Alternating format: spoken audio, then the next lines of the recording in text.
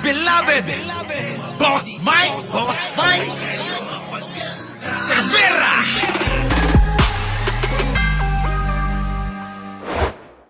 Confess you now.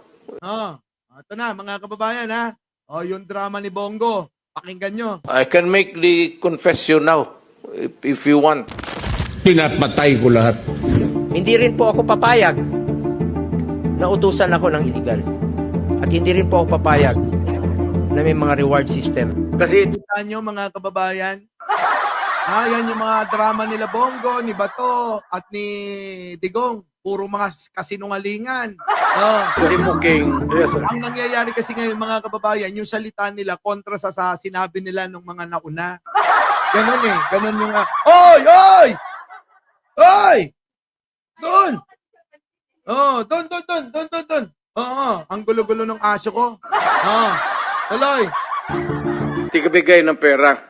Sabi ni De La Rosa, wala raw siyang ideya tungkol sa sinasabing reward system. Tulad ni Go, kasama rin siya sa diagram ng reward system na ibinigay ni Garma sa Quadcom. Ibinunyag ng dating Davao Police Officer at kilalang malapit kay Pangulong Duterte na si Royina Garma sa pagdinig ng Quadcom ng Kamara na nagbibigay ng pabuya ng hanggang 1 milyong piso kada mapapatay sa ilalim ng war on drugs. Pinakamodelo sa Meron na nga nagpatotoo na si Leonardo at si Garma. Pero bakit yung mga tao naniniwala pa? Napakaliwanag na yan, hindi naman galing sa kampo ni Pangulong Bongbong yan. Kampo, galing mismo sa kampo ni Digong yan. tinawag na Davao Model. Sabi ni Garma, mula nang umpisahan ito, alam na raw ni Senator Go na Noy Special Assistant to the President. Masyado pong baseless accusation po ito. Naniniwala ka ba? Kita niyo mga kababayan, pinipilit pa rin ni Bongo na baseless daw. Hindi daw totoo. Pero yung mga kasama nila mismo, ang mga tumanggap, ang nagsasabi, nagpapatotoo. Kita nyo? Balikan natin, baka nakakalimutan na naman ng mga naligaw na naawa daw kay Digong dahil sa pagkakahuli. Nadala sa mga drama ng mga Duterte. Balikan nyo yung mga nakaraan kung paano kayo niloloko para nang sa ganun maliwanagan ang mga isip nyo. Tuloy. Na merong reward system. Yes or no? Yes, Mr. Chair. Pag na-neutralize po, meron pong 20,000 kang matatanggap. Kita nyo? Pag na-neutralize, may matatanggap na 20,000. Sabi ng mga pulis, 10,000 lang yung natanggap namin. Yung mga pumatay na pulis, 10,000 lang yung natanggap. Pero kay Garma, 20,000 pala ang dapat ibigay sa kanila. Kinupit pa ng team leader nila. Walang niya, mga kababayan. Kita nyo, mga kababayan ko? 20,000 pala. Yung mga pulis, sabi na, 10,000 lang po yung natanggap namin. 50 hanggang 100 umano ang kota o target na drug pushers o users kada araw. Alam ng mga pulis lahat. Sabi no, ang dami no, 500 tao, araw-araw kailangan mapatay. 500 tao, araw-araw kailangan mapatay sa buong Pilipinas. Kita nyo yung mga kababayan, kadami, Your Honor, Mr. Chair, na patayin, may reward. Kita nyo? Yung pa yung isang birador din. Pagka napatay, patayin, may reward. Tapos nakalimutan nyo na to. Itong mga eksena na to. Pinapaalala lang namin para maliwanagan ang isip ninyo. Huwag kayong maawa kay Digong. Si Digong, maraming kasalanan. Sino nagsabi? Mismong mga tauhan niya. Tapos ngayon naaawa pa rin kayo? Yung mga biktima, di kayo naaawa? Sasabihin na naman nila, may awa kayo sa mga adik. Pero yung mga pinapatay ng mga adik, hindi kayo naawa. Mga tanga! Gusto naming mamatay lahat yung mga pumatay at ang agrabyado sa inyo. Yun ang totoo. Pero ang hinahanap dito, sundin natin yung batas na ginawa ng Kongreso at Senado. Diba? Pambabastos sa mga magagaling na mga senador at kongresista noon. Sila ang bumalangkas. Sila ang nag-review. Sila gumawa. Tapos babaliwalain ni Digong. Babaliwalain ninyo. Ano kayo, mga hilo? O kung gusto nyo pala na mabago, ulitin ko na naman, babalik na naman tayo. Baguhin natin ang Constitution. Tapos, sabihin natin, kapag ka-addict, patayin. Papayag naman kami. Bakit? Problema ba yun? Basta, nasa Constitution, aprobado sa atin. Kaso kung wala nga, paano namin na ipagtatanggol at kakampihan yung naratibo nyo? Yung naratibo nyo nanggagaling lang kay Digunyo.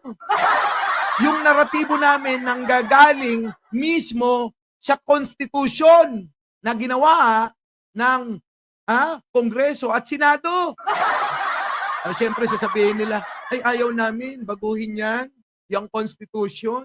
Kasi magtutuloy-tuloy si Bongbong Marcos. Diba mga bobo? Hindi mo alam kung saan lalagay sa inyong gobyerno? Mga hinampil. Tuloy. Ang pulis ang bigyan ko. 50,000. Sigurado mahuli yan. Kung sabihin mo lang 50,000 doon, wala. Wala po. Kita mo, todo pa rin sinasabi ni Bongo, wala po, wala po, wala po. Sinungaling to. Ang ikakapanalo ni Bongo, yung awa nyo. Maniwala kayo sa akin, ang ipapanalo ni Bongo yung awa nyo. Dahil sa awa nyo na yan, hindi na kayo nag-isip ng tama. Kaya ano mangyayari? Mananalo to. Naaawa kayo kay Digong. Kaya kailangan iboto ko na lang yung manok neto. Ganon yung ginagawa sa inyo. Hindi nyo mag-gets kasi nga mahihina ang ulo nyo. Kaya hindi kami titigil, hindi kami magsasawa, kakapaliwanag dito. Gets nyo? Hindi pa rin, syempre. Kailangan pa ng maraming paliwanag para maliwanagan ng mga utak ninyo na niloloko kayo.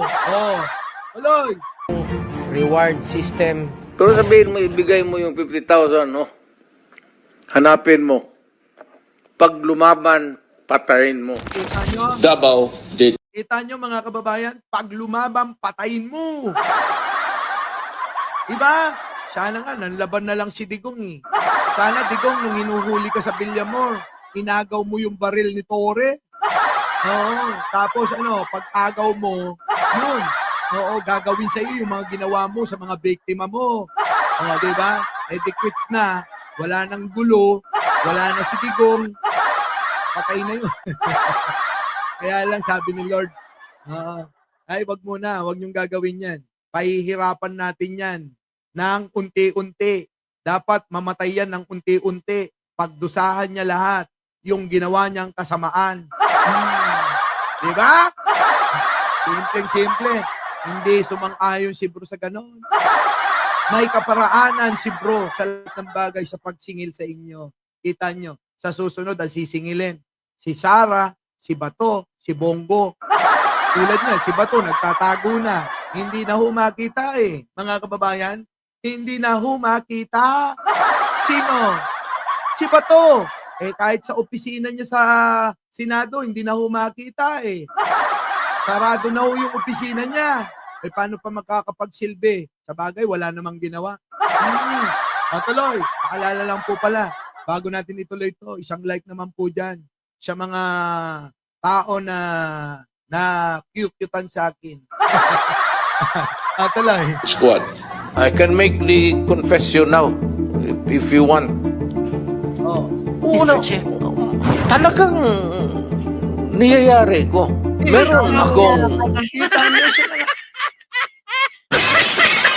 Siya na nga nagsasabi. Niyayari niya talaga. Talagang niyayari ko. Lahat po yan ng mga video na sinasabi niya at inaamin niya, ginagawa hong ebidensya ng ICC. Ebidensya ho ito ng ICC Lahat po ito. Lahat po ito ng mga sinasabi ni Digong. Ebidensya ho ito sa ICC. Di po ba kapag kahulihin kayo, babasahan ka ng Miranda rights. May karapatan kang manahimik, huwag kang magsalita. Dahil ang iyong lahat ng sasabihin ay po pwedeng gamitin bilang ebidensya. Bilang prueba. Kapag ikaw ay dinimanda sa korte. Di ba? mga kababayan, bilang ikaw ay ano, ha? Ikaw ay lilitisin sa korte. Pag nilitis ka, gagawing ebidensya yung lahat ng sasabihin mo. Kaya nga ho mga kababayan, kung makikita ninyo, yung mga nahuhuling mga kriminal, pagka in-interview, ano sinasabi? No comment. Ha? Di nyo ba napansin nyo yung mga kriminal? Ano lagi sinasabi? Pag nahuli, no comment. Ano po masasabi nyo sa pagkakahuli sa inyo? No comment. Totoo po ba na pinatay ninyo? No comment. Totoo ba na kayo nagnakaw? No comment. O ngayon, i-connect na natin kay Sara. Sino ho mahilig magsabi niyan? Si Sara Duterte. Ano lagi niya sinasabi nun? No comment. Ano masasabi mo sa confidential fund mo? Ninakaw raw? No comment. Diba? Si Sara Duterte. Yan ang laging bukang bibig. Ang mga bukang bibig ng mga nahuhuli na mga kriminal, abay bukang bibig din ni Sara. Tama ba yun, Atty. Libayan? Ha? Tama ba? Tama, di ba? Laging no comment. Hirap ipagtanggol niyan. Tuloy. Death Squad. Death Squad. Pero hindi yung mga pulis. Sila rin yung mga gangster. Sinungaling. Yung isang gangster, utos Mr. Chair, awatin nyo na to. saan ko. Patayin mo yan, kay kung hindi mo patayin yan, patayin kita ngayon. Binabaril. Yung iba naman, dinudukot. Tapos, tinatapon sa ilog. Kita nyo mga kababayan, dinudukot, tinatapon sa ilog, kinakatay, pinipira-piraso. Paano nyo pa makikita yung pamilya nyo na nawawala? Tinatanggal ang ulo, tinatanggal ang katawan, yung iba mga kababayan sinusunog para maging abo, tapos mga kababayan yung abo ipaplas sa inidoro. Kita nyo, parang naman wala nang ebidensya, no? Pero yung mga kababayan, yung mga gumawa niyan, kadalasan nakokonsensya. Yung mga gumawa mismo, nagsusuplong sa pulisya. Kita nyo mga kababayan, magaling talaga siya bro, pag hinipo yung puso ninyo, tulad ng mga to, nila Matubato, Las Cañas, at sila Garma, Leonardo, at iba pa, pag hinipo ni bro mga puso niyan, magsasabi ng totoo. Kailanman mga kababayan, hindi magwawagi ang kasamaan sa kabutihan. Di po ba? Kahit anong tago nyo, aalingasaw at aalingasaw yan. Parang confidential pan ni Sara. Amoy amoy at asim na. Kita nyo mga kababayan. Balat! Yung sa masakrig namin, sa mga quarry. Kita nyo, mass grave mga kababayan, no? Ibig sabihin nun, mga kababayan, ang dami nilang nilibing. Sabay-sabay nilibing mga kababayan. Kayo na bahalang humusga rito. Ito pinapalabas ko. Bakit? Kasi gusto kong ipaalala sa inyo kung bakit nakulong si Duterte sa ICC. Maraming nagpatotoo. Kaya yung awa nyo, kalimutan nyo na yan. Yung awa nyo, mag-move on na lang kayo. Hindi porke matanda, hindi porke naging presidente. Sa mata ng batas at batas ng Diyos, si Digong may kasalanan na dapat panagutan. Sa mga mata ninyo, ginamit nyo yung puso nyo. Hindi nyo ginamit yung isip nyo. Ano dapat ang ginagawa natin? Gamitin ang kaisipan para mas umaunawaan yung mga bagay kung bakit nangyayari yan. Tama, mali. Di po ba? Ganun lang kasimple yun. Kaya nga nauna yung utak bago puso. Sabi nga nila, no? Tuloy. Walang pakialam dyan sa human rights. Kita nyo, wala daw siyang pakialam sa human rights. Ayan galing kay Digong. Walang pakialam si Digong sa human rights. Di maliwanag na totoo na talaga yung mga pinagpapatay niya. Payag kayo? Palibasa, hindi nangyari sa pamilya nyo eh. Tuloy. I don't give a shit kung anong gusto nilang sabihin. Yung pinakamalalang Kita nyo? Oh, di ba? Shit daw kayo. Pagpatay, yung sinatsap-tsap, pinuputulan ng ulo, pinuputulan ng kamay, tapos yung ulo naman ng tao, binabaon sa tiyan. Grabe mga kababayan, no? Malupit, brutal na brutal yung ginagawa ng demonyong yan. Pakapatay ng tao, puputulin ng ulo, tapos yung ulo ipapasok sa tiyan. Anong klase yan? Ayan ba'y makatao pa? Sige nga ho, paki-explain. Makatao po ba? Makatao po ba na gawain yan? Sige nga, makatao pa ba na gawain yan? Tandaan nyo mga kababayan, yung ulo puputulin, ipapasok sa loob ng tiyan mismo ng kanilang biktima. Sige nga ho. I-share nyo to sa mga DDS na katulad ninyo. Yung mga DDS na share nyo. Kung ito ay makatao pa bang gawain? Kademonyo na ho ito. Patayin mo yan, kaya kung hindi mo patayin yan, patayin kita ngayon. Pero Kita mo mga kababayan? Biruin mo, sino ba naman ang hindi gagawa na patayin yung tao kung ikaw mismo ang papatayin kung hindi mo sinunod yung gusto ni Digunyo? Di po ba? Napakasimpleng unawain yan. Ikaw ang papatayin ko kapag ka hindi mo sinunod na patayin yung pinapapatay ko sa'yo. Kita nyo mga kababayan, no? Napakasimple. Aso, wala siyang sinabi na patayin mo ito, patayin mo yan. kita nyo sinungaling. Wala daw sinabi si Digong na patayin mo to, patayin mo yan. Yun na nga yung sinabi ni Digong. Ang Davao is in the forefront. And only because we decided nga gisabot ko ninyo kaya niadto pa ba ng extrajudicial killing. Tapos tinapon namin sa San Rafael Village. Ang masakit, ginalaw pa nila ang mga bata. Bago pinatay o Grabe mga kababayan, ginanon. Niyot-yot daw. Niyot-yot muna nila mga kababayan yung mga bata bago nila daw pinatay. Grabe, no? Yan po ba mga kababayan makatao pa, ulitin ko. Bata mga kababayan, pinatay nila. Bago patayin, yutin muna. Grabe, no? Malipit. Ibang klase talaga. Sana, yung mga DDS, wag naman sana, no? Kung yan nangyari sa pamilya nyo, baka kasama namin kayo na sumisigaw rito. Kung nangyari yan sa pamilya nyo, ay baka mamaya, isa kayo sa nando doon sa ICC.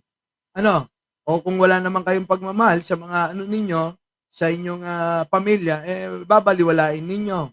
Di ba? Ay karamihan kasi mga kababayan, yung mga ginaganyan, wala talagang panlaban sa korte. Bakit ho, mga kababayan? Hawak nila lahat Sino ba naman ang maglalakas loob? Siyempre yung takot nando doon, trauma yan. Iniisip nila baka sa amin mangyari din yan. Diba? Baka sa amin mangyari din yan. Sorry naman, pambansang nanay. Takpan nyo yung mga tenga, ha? bago pinatay, yung mga pulis ang nagalaw, ma'am. Ginagawa ng ko. Dito, Ito pa ba ng extrajudicial killing?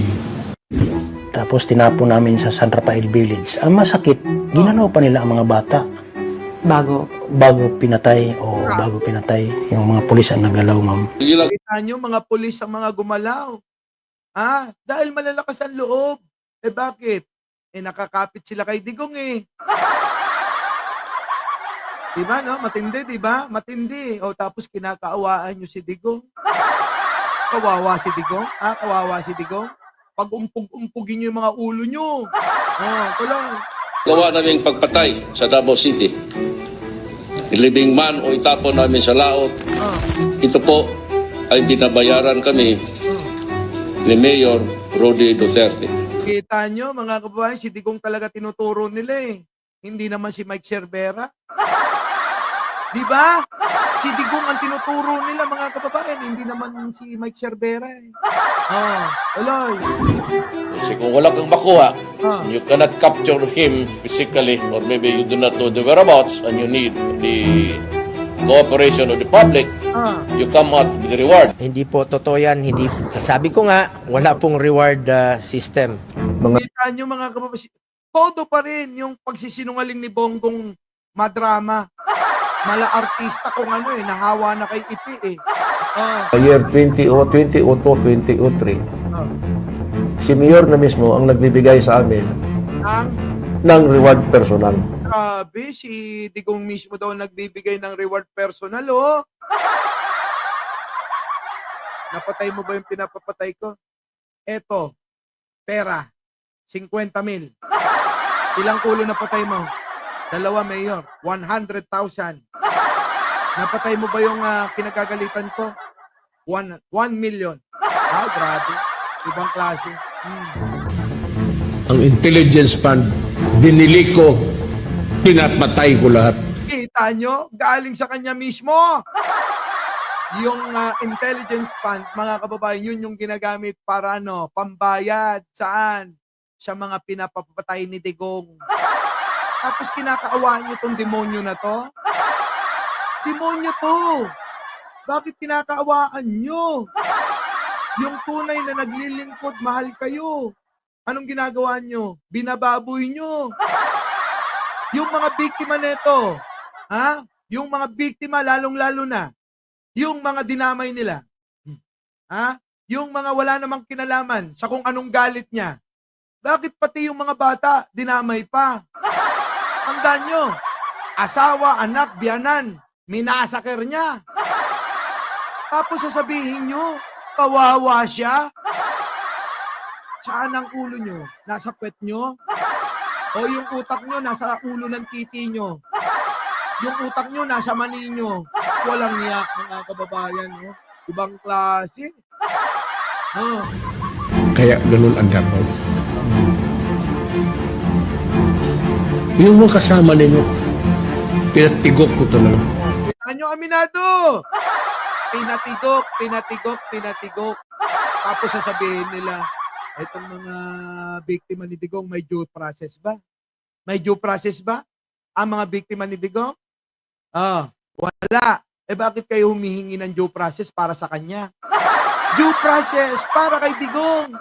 Hindi ba ginawa yung due process para sa kanya? Ginawa lahat. Lahat binigay sa kanya. Binaybi nga ni Tory yan eh. Kulang na lang. Hineli niya. Hineli ni Tory.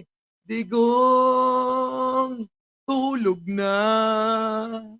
Para pagdating mo sa dahig, may lakas ka. Diba? Binaybi ng gusto ni Tory. Ganon mga kababayan. Karuba? Tama ba, mali? Yun ang totoo. Yun ang totoo. Kita nyo mga kababayan, yun ang totoo. Sa Davao ako, ngayon si Mayor. Kaya ang tamang Davao maganda. Patay naman lahat, pero maganda.